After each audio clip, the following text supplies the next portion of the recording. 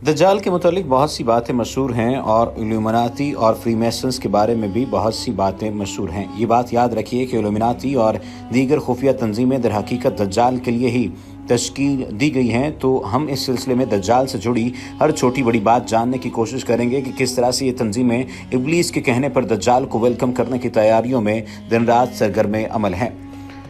हजूर नबी करीम सल्लल्लाहु अलैहि वसल्लम ने दज्जाल के फितने को जब से दुनिया बनी है सबसे बड़ा फितना करार दिया है और बार बार उम्मत को डराया है कि रोज़े अव्वल से अब तक दज्जाल से बड़ा फितना नमूदार नहीं हुआ और न ही क़यामत तक नमूदार होगा। हज़रत नूह अलैहिस्सलाम के बाद सारे अंबिया कराम अलैहिस्सलाम ने वक्त के साथ साथ अपनी अपनी उम्मतों को फितने दज्जाल से डराया है। खुद नबी करीम सल्लल्लाहु अलैहि वसल्लम ने दज्जाल के फितने से पनाह मांगी है। आखिर कुछ तो बात है कि सरदार दो आलम सल्लल्लाहु अलैहि वसल्लम खुद इस फितने से पनाह मांगते दिखाई दे रहे हैं और अपनी उम्मत को इस फितने दज्जाल के पास जाने तक से मना कर दिया है। बहरहाल दज्जाल के बारे में जानना हमारे लिए ज़रूरी भी करार दिया गया है, क्योंकि दज्जाल के ज़हूर के वक्त आलम ये होगा कि लोग दज्जाल का तज़किरा भूल चुके होंगे। बहुत से सवालों में से एक सवाल ये भी हमारे जहन में उभरता है कि शैतान अकबर यानी इब्लीस अपनी खबासत में सानी नहीं रखता, बाकी तमाम शयातीन में मास्टरमाइंड है। किसी भी कौम फर्द को तरक्की या ज़वाल पजीर करने के नित नए तरीके इसके पास मौजूद हैं, फिर इसे दज्जाल की ज़रूरत क्यों है? खुद मैदान में क्यों नहीं उतरता? इस सवाल का जवाब तो हम आपको देंगे ही देंगे, लेकिन ये बात जानना भी बहुत ज़्यादा ज़रूरी है कि दज्जाल की निशानदही कैसे की जाएगी, क्योंकि बहुत सारी रिवायात में बहुत सारी निशानियां मिलती हैं और आम तौर पर उसकी एक आंख का जिक्र मिलता है। हालिया एक वीडियो सामने आई जिसमें वाज़ेह तौर पर देखा जा सकता था कि एक इवेंट मुनक्किद किया जा रहा है और उसमें एक आंख की तस्हीर की जा रही है। इस बात का मतलब क्या बनता है और दूसरी जानिब हम किस तरह से जान सकेंगे, किस तरह से हमें मालूम हो सकेगा कि और कौन कौन सी निशानियां हैं इस दज्जाल की? एक रिपोर्ट के मुताबिक उलमा बताते हैं कि दज्जाल का ज़हूर आखिरी ज़माने में होगा और वो सिरात मुस्तकीम पर चलने वाले ज़्यादा से ज़्यादा लोगों को गुमराह करने की कोशिश करेगा। दज्जाल अरबी ज़ुबान का लफ्ज़ है जिसका मतलब ही धोखा देने वाला, यानी उसका वाहिद मकसद ज़्यादा से ज़्यादा लोगों को गुमराह करके सीधे रास्ते से भटकाना होगा। इस्लाम के अलावा यहूदियत और ईसाईयत में भी दज्जाल की आमद के बारे में बताया गया है। दज्जाल को एक आंख वाला कहा गया है, यानी वो एक आंख से नाबीना होगा। उसकी दाईं आंख तैरते हुए अंगूर की तरह होगी, उसकी बाईं आंख भी नाकिस और सब्ज रंग की होगी। दज्जाल की रंगत सुर्खी माल सफ़ेद होगी, जैसे इंग्लैंड और शिमाली स्कॉटलैंड के खित्ते के लोगों की होती है। इसका माथा उभरा हुआ और गर्दन मोटी होगी। अगरचे वो कोता कामत होगा, लेकिन इसके बावजूद वो इंतहाई ताकतवर होगा और उसकी कमर में कुबड़ापन भी होगा। आम इंसानों के बरक्स वो अपने दोनों पैरों को फैलाकर चलेगा। उसके बाल घुंघराले और इतने मोटे होंगे गोया उसके सर से सांप लटक रहे हों। वो बांझ होगा और उसके यहाँ कोई औलाद न होगी। इन निशानियों से ये भी मालूम होता है कि दज्जाल एक मर्द होगा और वो कोई नजरिया, कौम या मुल्क भी नहीं होगा। जैसा कि कुछ लोग कहते हैं, ये भी कहा जाता है कि उसके माथे पर लफ्ज़ काफिर लिखा होगा और ये लफ्ज़ किसी और को नजर आए ना आए, लेकिन अहले ईमान इसे ज़रूर देख सकेंगे। लेकिन सवाल ये पैदा होता है कि पूरी दुनिया में कौन है जो इस तमाम तर निज़ाम को या इसके तमाम तर निज़ाम को चलाने की कोशिशों में मसरूफ़ है, यानी दज्जाली निज़ामात को चलाने के लिए कौन किस तरह से क्या कर रहा है। याद रखिए, कोई और नहीं बल्कि इल्यूमिनाती इसके लिए तमाम तरह सूरत हाल को वाज़े कर रहे हैं।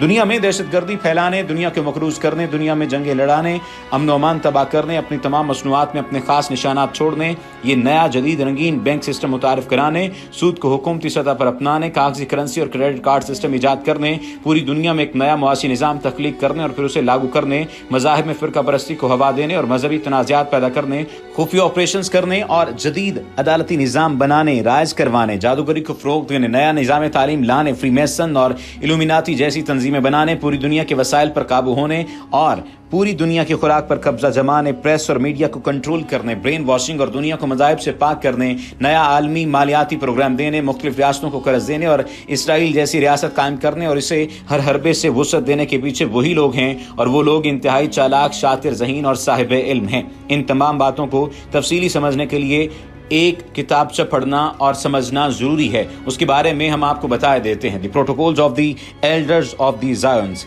इसके नाम से ढूंढें तो मिल सकता है। पढ़ने के बाद सारा बुखार उतर जाएगा और अगर ना बुखार ना हुआ तो चढ़ जाएगा और समझ दुरुस्त हो जाएगी। ये भी बता दिया जाए कि ये दस्तावेज़ात यहूदी प्रोटोकॉल्स या सेहोनी प्रोटोकॉल्स के नाम से भी जानी जाती हैं और इसकी हिस्ट्री भी काफ़ी दिलचस्प है। दरअसल यहूदियों के बड़े आला बुजुर्ग हजरात ने आज से तकरीबन 120 साल पहले इसे लिखा था और 1897 में स्विट्ज़रलैंड के शहर बासल में रूसी खुफिया इदारों ने ये दस्तावेजात इंतहाई खुफिया तरीके से हासिल कर ली और फिर एक रूसी नाइलस नामी शख्स इन डॉक्यूमेंट्स को किताबी शक्ल देकर 1901 में दुनिया के सामने ले आया और फिर एक बरतानवी विक्टर ई मेडिसन नामी शख्स ने 1906 में इसे अंग्रेजी में तर्जुमा कर दिया, जबकि दोनों बाद में मारे गए। फिर ये दस्तावेजात फैल गई और इसके नतीजे में हजारों अफराद खुफिया तौर पर कत्ल कर दिए गए। और याद रहे कि रूस में इस किताबचे को रखने वाले को सरेआम गोली मारने का हुक्म था।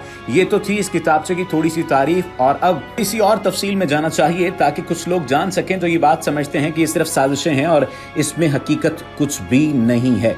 याद रखिए, इस साजिश के बाद पूरी दुनिया में मौजूद यहूदियों और सहूनियों को इस पॉलिसी पर अमल पैरा होने के लिए कायल किया गया और फिर आमादा कर लिया गया और फिर रफ्ता रफ्ता दिमाग सुन कर देने वाले इस मंसूबे को कामयाब बनाकर पूरी दुनिया को अपने कब्जे में कर लिया गया। आज अमेरिका जैसे मुल्क में सिर्फ 5% से भी कम यहूदी बसते हैं, जबकि कोई फर्द इस वक्त तक अमेरिकी सदर नहीं बन सकता जब तक कि उसे यहूदियों की पुष्ट पनाही हासिल ना हो। इसी तरह आज पूरी दुनिया IMF और वर्ल्ड बैंक जैसे आलमी इदारों की मोहताज हो चुकी है। ऐसे ही दुनिया के कुल बड़े इदारों में से 85 इदारे अमेरिका के पास हैं, जबकि उनमें से 54 पर यहूदी मुसल्लत हैं। इस तरह स्टॉक एक्सचेंज के रूप में वॉल स्ट्रीट जैसा इदारा कि जिसके हाथ में दुनिया की 80% दौलत है, यहूदियों के कब्जे में है। पूरी दुनिया के मीडिया को ही ले लो तो दुनिया का 98% प्रेस, प्रिंट मीडिया बिलवास्ता या बिलावास्ता यहूदियों के कब्जे में है और व्हाइट हाउस पर यहूदी कंट्रोल भी किसी से ढका छुपा नहीं है। अमेरिका की 30 बड़ी इंश्योरेंस कंपनियों में से 28 यहूदियों की हैं। इस वक्त हॉलीवुड में काम करने वाले 72% फिल्मसाज कंपनियां यहूदियों की मिल्कियत हैं। दुनिया की सबसे बड़ी 102 अमेरिकी यूनिवर्सिटियों में से 72 यहूदियों के पास हैं।